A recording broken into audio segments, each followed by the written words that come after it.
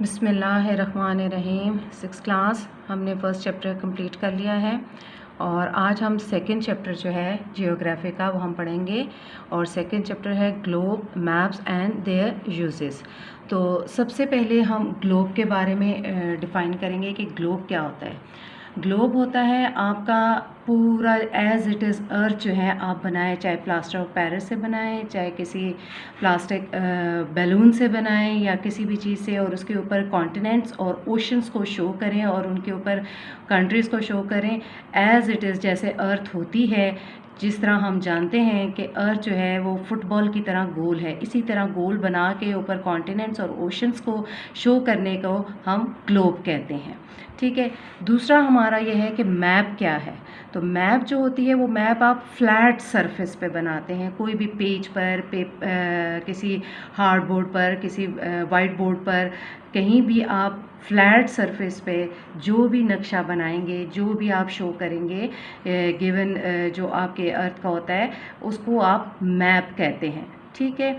अब मैप और ग्लोब में डिफरेंस क्या है, इनके आपस में फ़र्क क्या है। तो इनमें 3 डिफरेंसेस हैं ग्लोब और मैप में। पहला डिफरेंस क्या है कि ग्लोब जो होता है वो राउंड होता है, गोल होता है, जबकि मैप जो होता है वो फ्लैट होता है। ये ऐसे, ये आपके उसमें बना हुआ है ये नक्शा। ठीक है। मैप जो है वो फ्लैट होता है। उसके बाद दूसरा जो पॉइंट है वो है globe represents the whole earth, कि पूरी ज़मीन, यानी जिस तरह मैंने आपको बताया है 7 कॉन्टिनेंट्स एंड ओशंस, पूरी ज़मीन जो है उसको शो करता है ग्लोब। जबकि जो आपका मैप है वो स्मॉल पोर्शन को रिप्रेजेंट कर सकता है। कोई सा भी एक कॉन्टिनेंट ले लें, कोई कंट्री ले लें, उस कंट्री का कोई भी शहर ले लें, कोई एरिया ले लें, उसको जो है रिप्रेजेंट करता है आपका मैप। तीसरी जो बात है वो है globe can not represent much details. On the other side, on the other hand, every type of detail can be shown on a map। कि जो ग्लोब है वो हर तरह की डिटेल नहीं, सिर्फ आपके कंट्री नेम होंगे, उनके कैपिटल्स होंगे, ओशंस के नाम होंगे, कॉन्टिनेंट्स के नाम होंगे। ठीक है। ये चीज़ें जो हैं आपकी शो होती हैं, लॉन्गिट्यूड्स, लैटिट्यूड्स, इक्वेटर वगैरह, ये सारी चीज़ें शो होंगी ग्लोब पे। जबकि आपके मैप पर जो है आप किसी भी एक एरिया को लेकर उसकी हर डिटेल जो है वो बता सकते हैं। ये तो हो गया डिफरेंस ग्लोब और मैप में।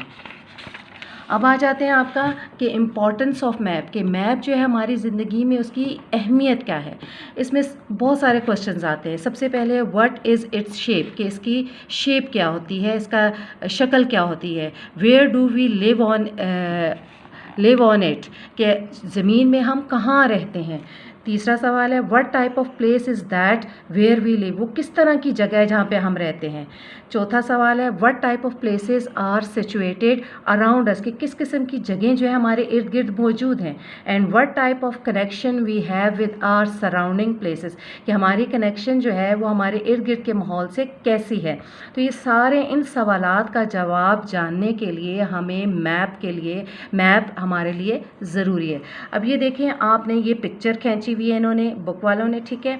ये पिक्चर जो है आपकी है दरियाए नीलम और दरियाए झेलम की, जहाँ पे उनकी आपस में मिल रहे हैं जहाँ पर। ठीक है।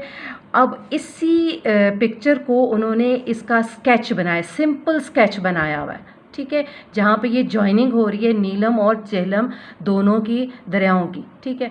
अब इसी को टेक्निकल तरीके से यहाँ पर फ्लैट सरफेस पे टेक्निकल तरीके से स्केल यूज़ करते हुए, डायरेक्शंस यूज़ करते हुए, प्रॉपर इसके कन्वेंशनल साइंस यूज़ करते हुए इसको जब बनाया है, तो इसको हम मैप कहते हैं। प्रॉपर मैप जिसको आप कह सकते हो, ये वो है। ठीक है।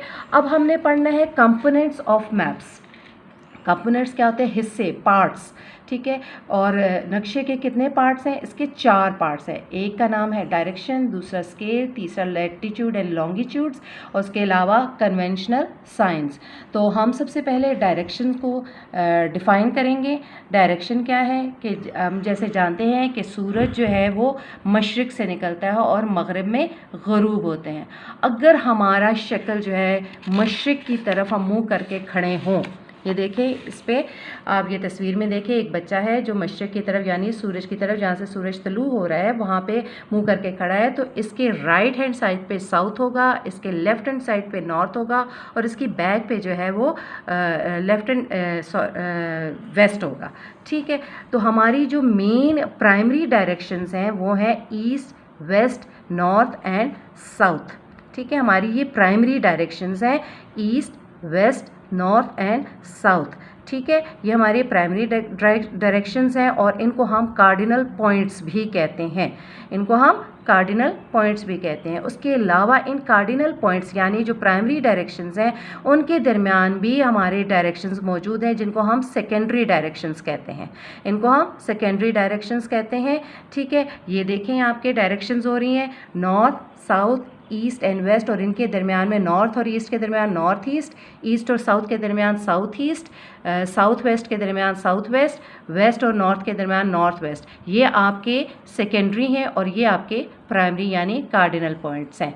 ठीक है, यहाँ तक आपने डायरेक्शंस का जो पढ़ा है, उसके अलावा हमने टाइप्स ऑफ नॉर्थ पढ़ना है, लेकिन वो हम अगले लेक्चर में जो है टाइप्स ऑफ नॉर्थ जो है वो पढ़ लेंगे। ठीक है, अल्लाह हाफिज़।